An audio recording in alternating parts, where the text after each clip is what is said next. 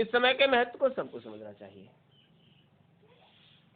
सुख संसार में सभी अपना बहुत मौज से जीवन जी रहे हैं। संसार मिला ही इसलिए है। जो प्रारब्ध में है उसे कोई मिटा नहीं सकता।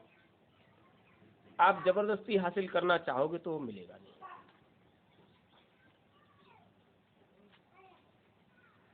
जो कुछ देखते हो उसे अपना समझते हो।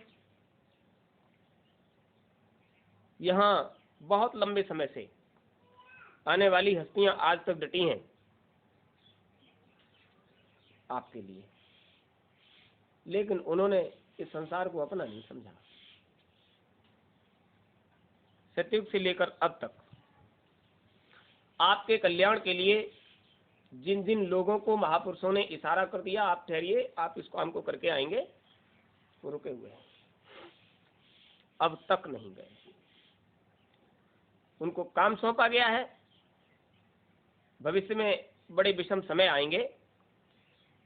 जो निजगर आने की चाह रखेगा उन जीवों का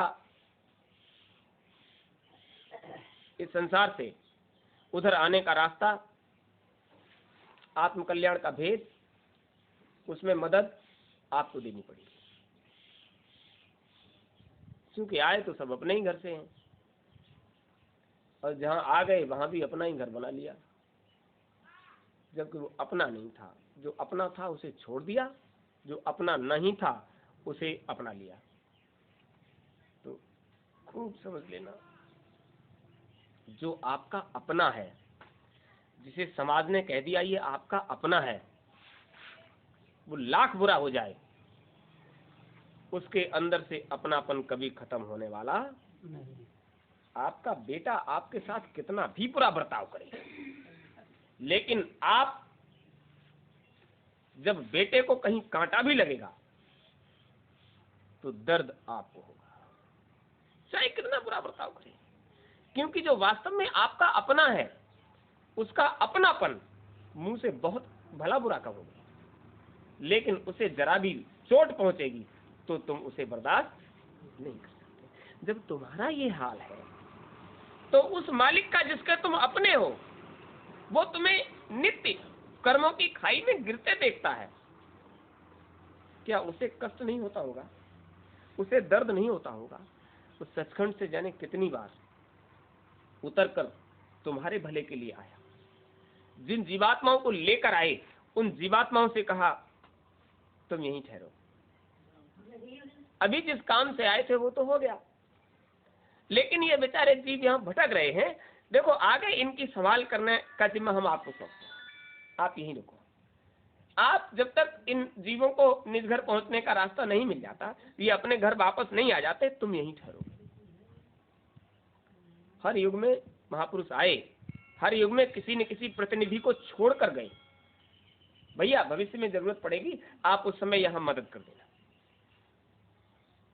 और जिसको मदद के लिए कहा वो रुक गया।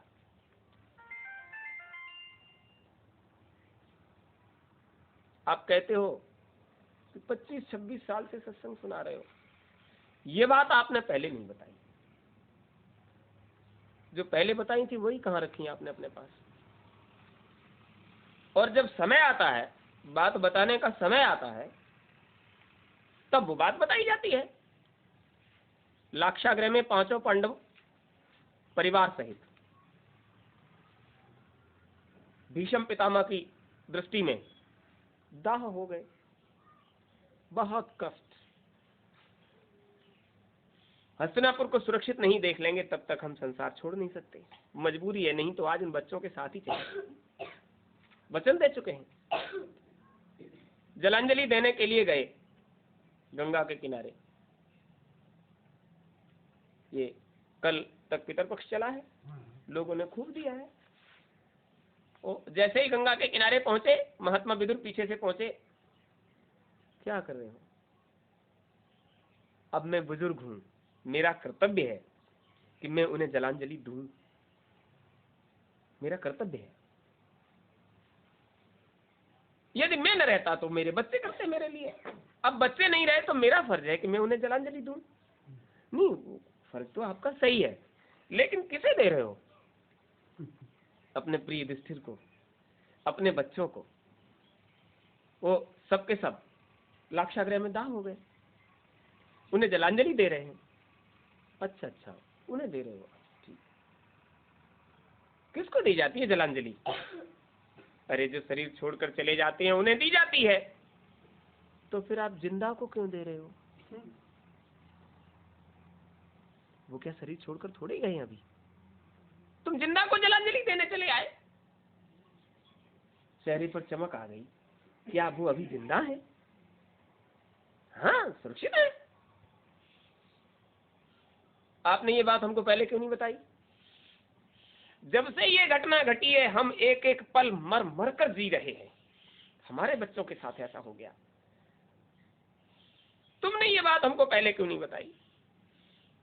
उन्होंने कहा, आप बड़े बुजुर्ग हैं, आपने हमें सिखाया है हर बात का अपना एक उचित समय होता है, उस वक्त ही वो बात उभर कर आती है।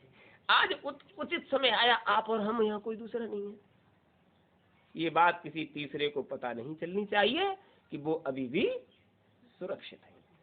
देखिए, बड़े बुजुर्ग थे, चुपचाप जाके उनसे कह देते बात ऐसे हो गई है, नहीं कहा। लेकिन जब देखा कि इनके मन में ये पक्का हुआ जा रहा है हम यहाँ हैं और फिर भी ऐसा हो रहा है, ये गलत काम है, तो आपको बता दिया सुरक्षित है। इतना बड़ा षड्यंत्र बच गया, बच्चों को तुमने बचा भी लिया, न षड्यंत्र की सूचना, न बच जाने के बाद की सूचना, पूरे संसार में ये बात जाहिर हो गई कि वो सारे के सारे लाक्षागृह में दाह हो गए। ये सब प्रचार चल रहा है और तुम फिर भी चुप बैठे रहे। अरे हमको तो बता देते। उन्होंने कहा, जब आपने कह दिया है समय आने पर बात बताई जाती है, तो आज जब समय आया तब आपको बता दिया, लेकिन आप किसी को मत बताना। भेद की बातें महापुरुष जब बताते हैं तो ये कहते हैं तुम्हें बता दिया है, तुम किसी को मत बताना। गुरु महाराज ने जब आपको नाम भेद दिया तो क्या कहा? तुम्हें दे दिया है। जब तुम्हें दे दिया है तो ये दान है, हमने दान में तुम्हें दिया है, लेकिन इसलिए नहीं दिया है कि तुम किसी दूसरे को दे देना।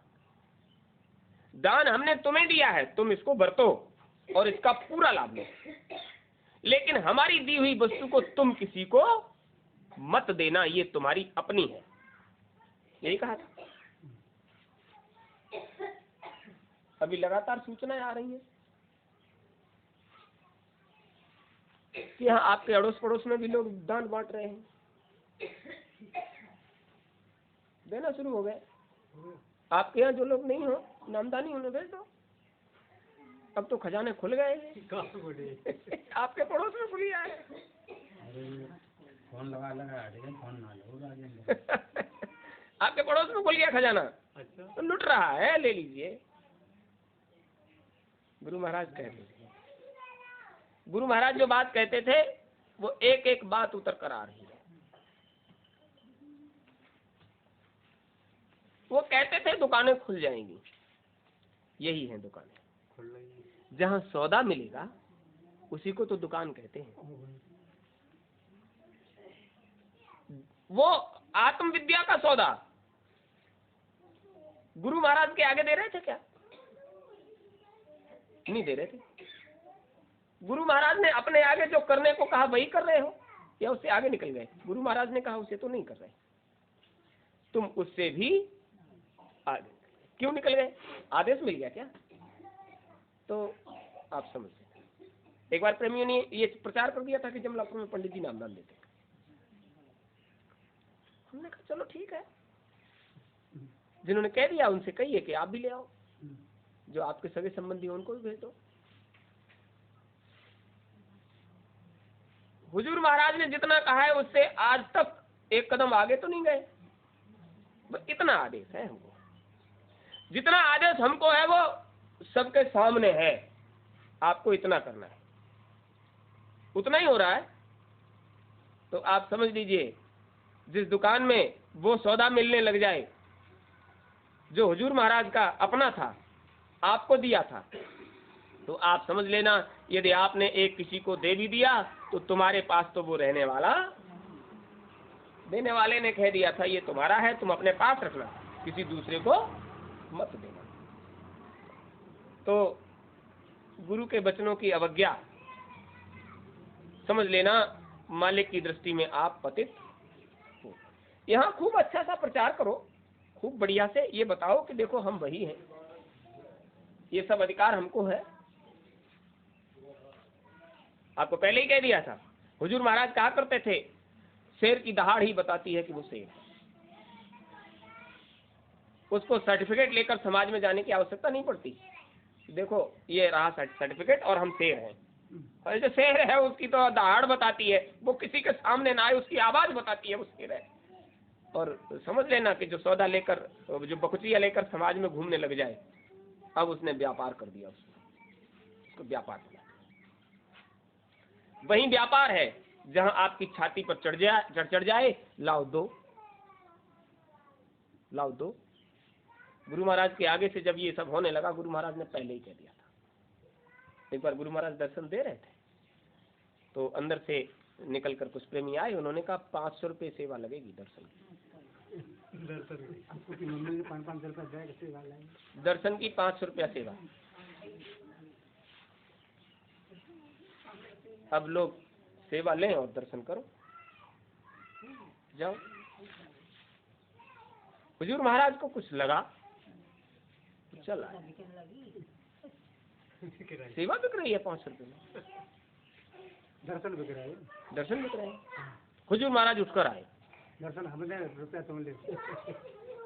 हुजूर महाराज उठकर आए, उन्होंने देखा कि कुछ लोग बेचारे अकेले, अब जो जिन्हें देखा वो दीन गरीब देखने से ही लग रहे थे। इनके पास 500 रुपया किराया भाड़ा नहीं होता तो 500 रुपया कहाँ से आए।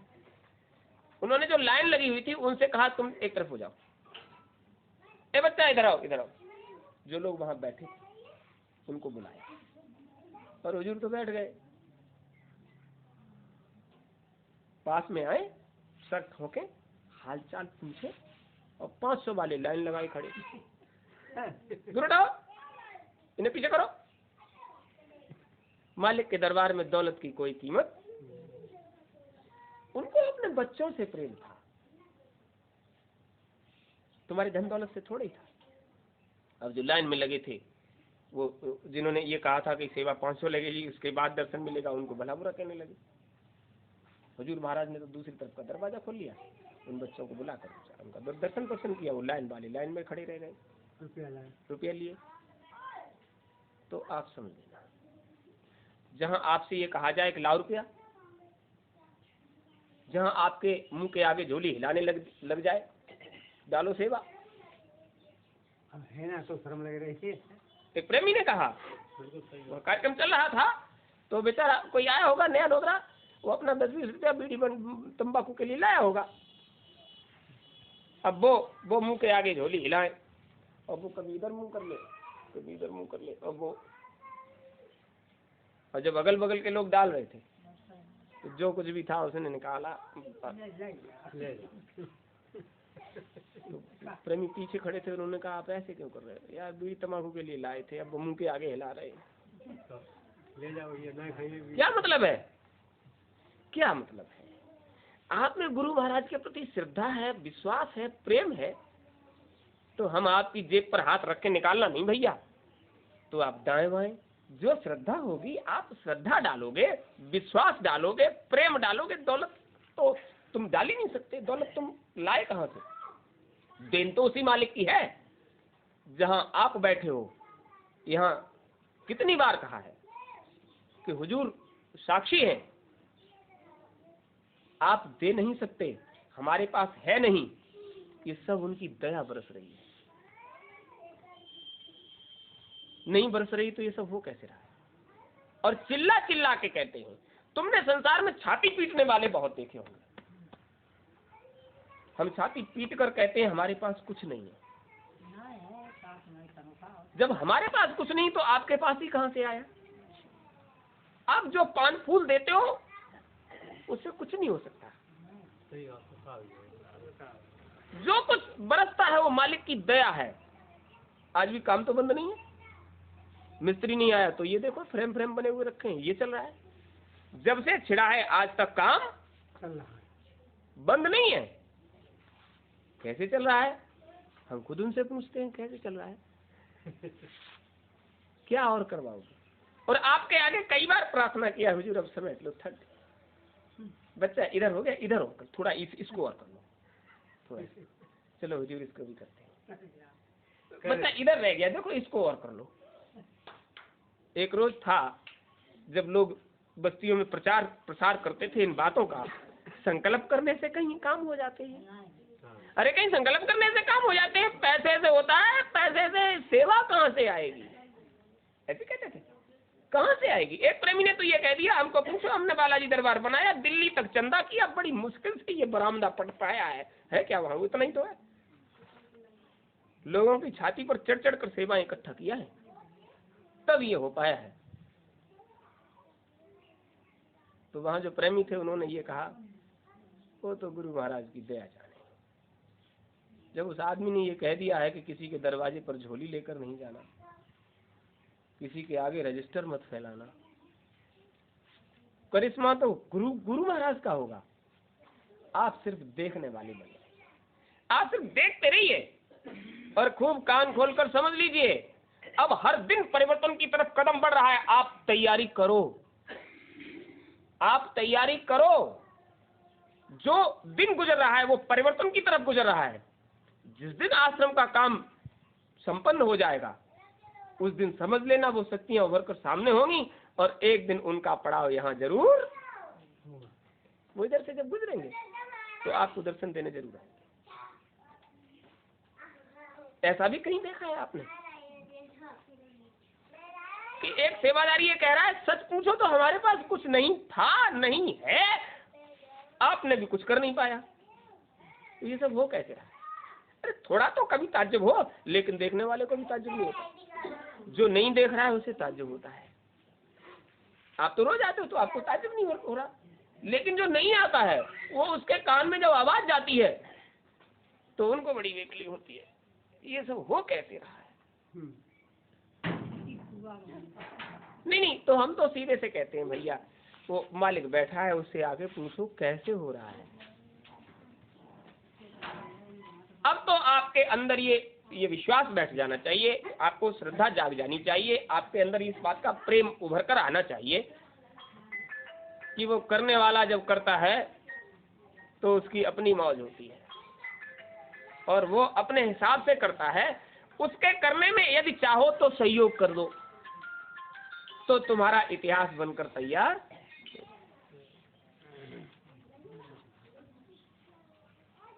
समुद्र के किनारे जब सब लोग चिंतित बैठे थे, चिंता में, नील, नल, अंगद बड़े परेशान, बहुत परेशान। जिस काम को सौंपा गया है सीता की खोज करके लाना है, कहीं खोज वोज तो पता नहीं। अब संपाति ने उधर से इशारा और कर दिया कि वो समुद्र के उस पार अशोक वाटिका नाम का स्थान है, वहां बैठी है, वो हमको दिखता है, हमको दिखाई देता है। गीधे दृष्टि अपार, मैं देखो तुम ना, हमको दिखाई दे रहा है, तुम देख नहीं सकते, हम बता रहे हैं वो सामने बैठी है। लेकिन इतना लंबा चौड़ा सागर पार कौन कर पाएगा? सुधि लाना बहुत आसान है, वहां जाओ मिलके उनका हालचाल ले आओ, कौन ला सकता है? तो उस वक्त महाराज जामवंत ने ये कहा, जब प्रभु ने 52 अवतार लिया था, राजा बलि को इतिहास में अक्षय करने के लिए, हम और आप ठगना कहते हैं, उन्होंने इतिहास में अक्षय कर दिया। राजा बलि को इतिहास में अक्षय करने के लिए जब उन्होंने अपना विराट रूप धारण किया था तो उभय घड़ी में कीने 7 प्रदक्षिण धाए। घड़ी भर में हमने उनकी 7 प्रदक्षिणाएं कर दी थी। जब उनके पांव के तलवे के नीचे ये धरती ऐसे थी जैसे देवियों के मस्तक पर बिंदी लगी होती है, इतनी छोटी थी। तब हमने 7 प्रदक्षिणाएं घड़ी भर में कर दी थी। तो ये समुद्र कितनी बड़ी चीज है, लेकिन आज हमें लगता है कि हमारा पौरुष काम नहीं कर। अभी ज्यादा समय नहीं हुआ, सतयुग की बात थी। सतयुग में ऐसा था कि हम में इतना बल था, तब सतयुग था, तब हम में इतना बल था क्या करें, क्या करें? पता नहीं कि हमसे काम नहीं होना है, इसलिए हमारे मन में ये बात आ रही है कि हम ये नहीं कर पाएंगे। त्रेता का समय था, अंतिम चरण था, प्रभु की मर्यादा लीलाएं चल रही थी, और ये सतयुग में थे नहीं तो कह कैसे रहे हैं कि उस समय हमने 7 प्रदक्षिणाएं उभय घड़ी